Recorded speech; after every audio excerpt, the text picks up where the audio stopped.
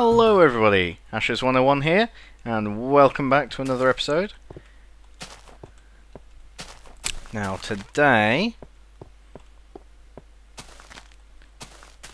we are going to begin stage 1 of construction on the Black Library. Might be a little bit of a short episode, because I have been waiting forever for it to stop raining. It was hideous. So it's literally just stopped, so I'm jumping on. As you can see, we've got a new chest over here. I've done some stripping of the Nether Fortress that we finally found, and I've ended up with quite a bit. There we go. Should give us a good start. All of that nether brick and a good bit of the fencing as well. Now, I've only mined I mined one dead end, one of the ones near the entrance that we found. I don't know if you remember, we went in and then just the first junction we found, the one to the right. I tell you what, every time I stand here I hear a zombie. There's one under here somewhere. I don't know where he is. That creeper's not going to ruin my day. Yeah, so that one dead end, I completely mined that out, and then I went and found the next dead end along. Ooh, he dropped an iron helmet. That's a first for me. I didn't know they dropped them. I thought they dropped swords every now and then. Yeah, so, well, I mean, the point is, I've cleared out hardly any of it. And I've ended up with all that nether brick, so I think I vastly overestimated the quantity of fortress I needed to find. Which is a good thing. It means I've got, you know, theoretically, from the amount of corridors I saw just on that quick squiz, I haven't done any more exploration of it, by the way. Where are all these mobs coming from, man? Yeah, there's another one. This place is lit up, dude. What are you doing even spawning? Is it one of those blood moons or something where you get a shit ton of zombies? Maybe. Anyway, yeah, so we've got absolutely tons of nether brick. Oh, you also will have noticed there's a new road going off that way. That is going to be for something which I'm not going to tell you about now, I think, because what I'm finding is I've got precious little time to record, because you know you need very nice conditions. You know, I need the house to myself, can't have people running in and out and background noise and all of that. You know, I've got to be professional about it, as professional as we can. And then on top of that, I've got to wait until my dog chills out a bit. I've got to, you know, if I want to record, I've got to spend some time, you know, playing with the dog, wear him out a bit. Give him something nice to eat so he's got a full belly, and then, like, right now he's curled up on the top of the sofa. He's happy as Larry, but more importantly, he's being quiet. So yeah, so precious little time to record compared to the amount of time I can potentially be playing, you know, and I want to progress things as quickly as possible, really, because there is just so much to do. Sometimes it's a little bit overwhelming, and I just feel like, oh, it's going to be like episode 1000 before I get to where I want to be. So I decided what I'll do is, well, we can start this on camera, and obviously once I've given you guys the idea of it, we can you know, I can do a little bit more work on it off camera and everything. Look at this stuff, rubbish. And then obviously, actually I'll keep that.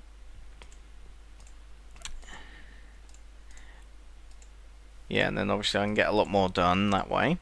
And at the same time, I thought, well, maybe I could just do one other thing off camera at the same time, and just something I can surprise you guys with. Just have like a secret project or something every now and then, or I don't know, might be a regular thing. I don't know. So all I'm telling you so far is that leads to a secret project, which is as yet basically just that bit of road, but it will be something, and we'll get to that. Yeah, just nothing too special, anything really brilliant. I'll obviously say for you guys. We got the beautiful jungle sunrise, and that marks day 1 of construction here. Now, let's get started. What I'm thinking is I want kind of buttresses, and I've tried to plan this out a little bit, but I in the end I figured with the uneven ground and that I can't replicate in my mind, or I've been messing around a little bit in my super flat creative world as well, just trying out some different designs of walls and stuff like that. I think what we're gonna want is to decide where floor level will be for the old enchanting, which will be, it's got to be at least up there.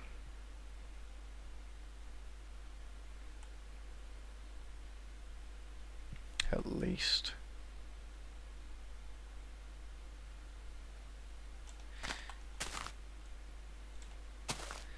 Just to be on the safe side, I think I'll in fact raise it up a bit more. So what we'll do is, yeah.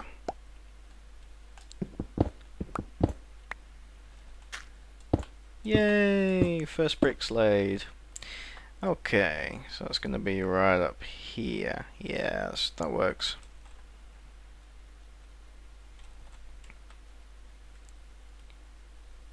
Yeah. Ow. That's fine. And then these are technically unnecessary, aren't they? Because it's marked off by those ones. So we'll take these out.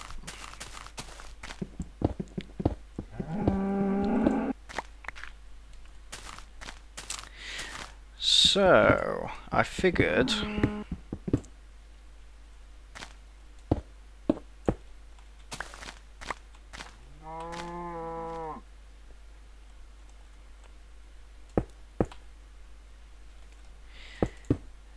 yeah, you can just build on top on tall grass.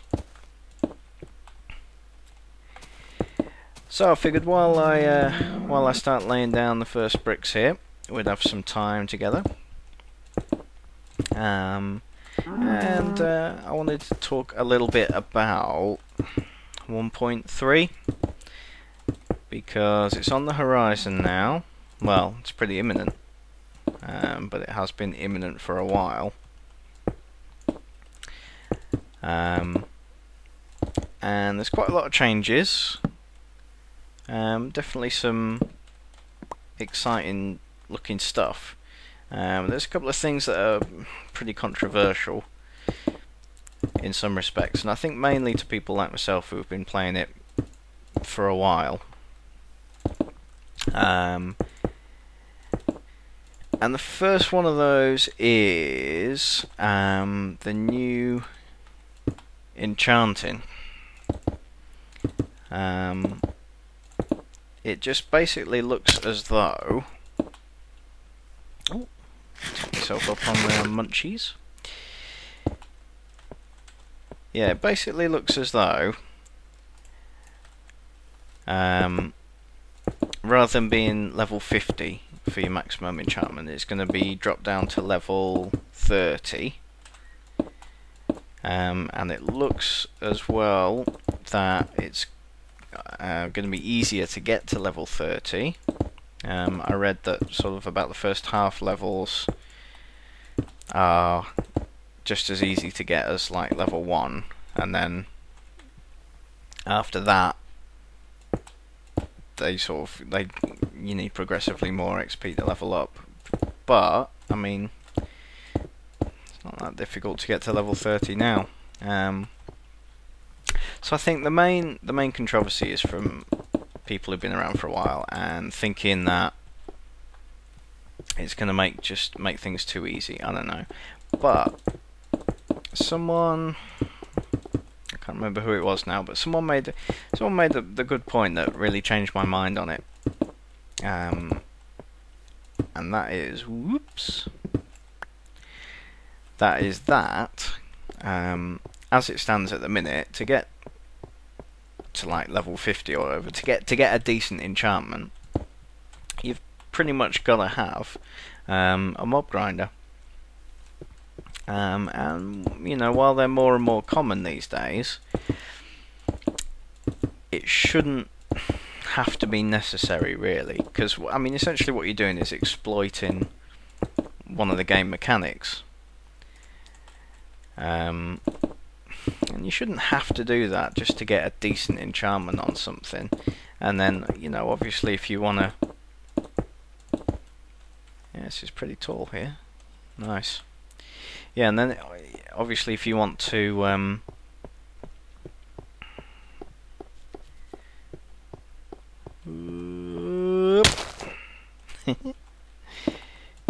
yeah, if you want to enchant all your stuff, then you know it's a lot of work, whichever way around you want to look at it. But obviously one of the other things that's making XP easier to get, by the looks of it, is that you'll get experience from mining ores and from smelting stuff as well, I think. On balance, I'm in favour of it, I've decided, because it will be more natural, you know. I think it'll, with getting experience from mining ores and from mobs, and then getting up to levels easier, you know, it's just going to make enchanting at decent levels, getting good enchantments, just part of the regular game. And that to me can only be a good thing. So yeah, I've changed my mind about it, really. I've changed my mind about that. So yeah, I think it's a good thing. And from my point of view, you know, yes, I've already got my mob grinder.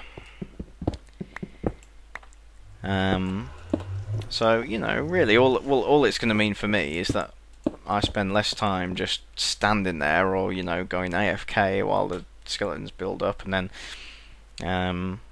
less time standing there punching them like an idiot, to achieve the same, you know, the same enchantments that I was going to get anyway. So yeah, it's just going to save me time. So yeah, on balance, I'm happy with that. I'm in favour of it, definitely. Right, this is coming along. All I'm doing at the moment, just to get a real feel for the dimensions that I'm working with and everything, I'm just doing plain walls all the way around. This is quite deliberate. I know there's not really much design at this stage, but I want to at least get the main walls down here, and get a decent feel for the size of the place. Make sure I got that right. That's wrong. We're going that way now.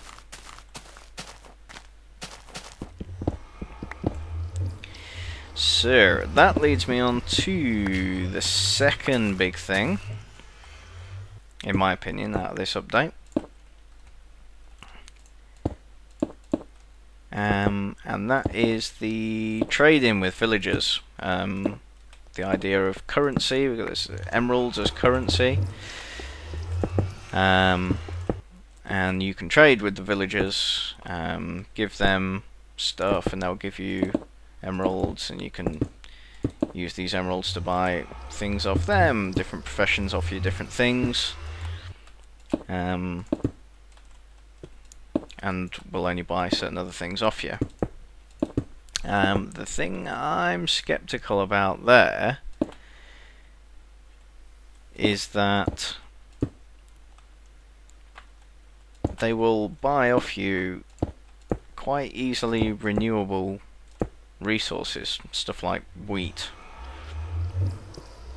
you know. So from the stuff I read, I was having a look on the wiki about it. The stuff I read, they'll give you an emerald for like about 20 wheat, I think it was, and then for 10 emeralds you could buy a diamond pickaxe.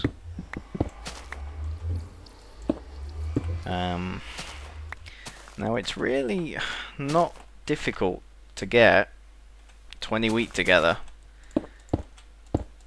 Really not difficult at all.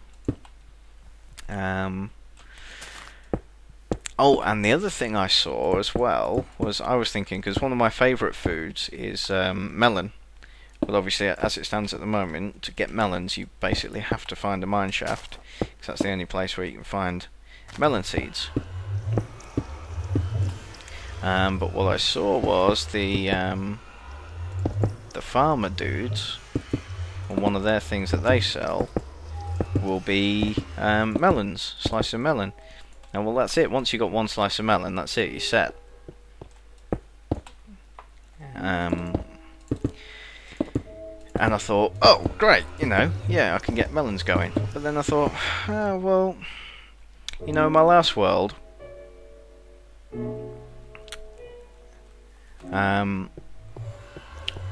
I got so excited when I finally got some melons, because I was having real trouble finding them.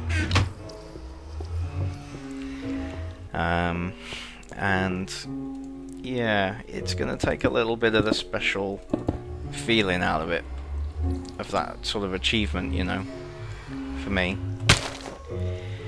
So I'm still not too sure about that one.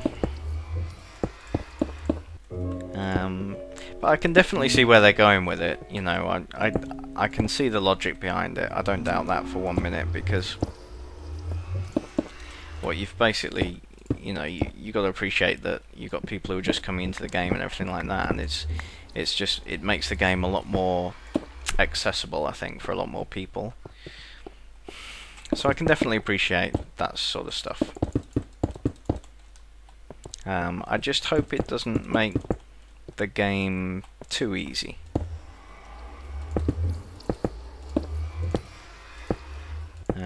But as long as it stays fun, hey, I'm all up for change.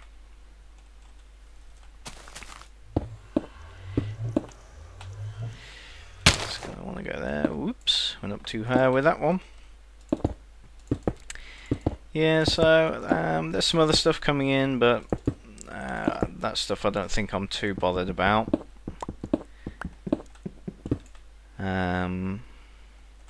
Oh, there's some nice new structures. Looking forward to those.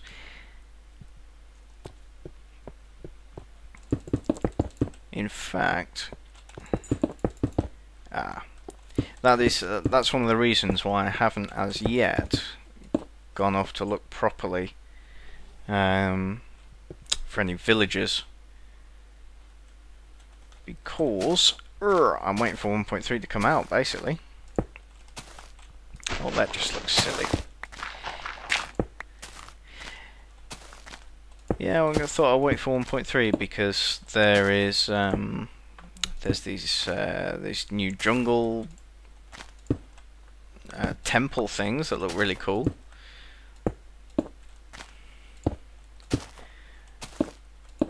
And there's new desert village layouts, look kind of cool. So I thought I'll hang on before I go and look for my village, because I'm sure I'll find one. This world has been awesome to me so far, so I'm quite happy that I'll find a village. It's just a matter of time, like with the Nether Fortress. Just hope it doesn't take 5 freaking hours again. But it could do, quite easily.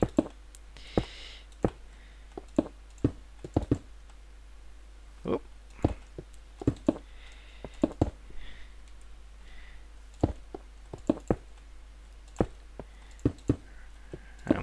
post there.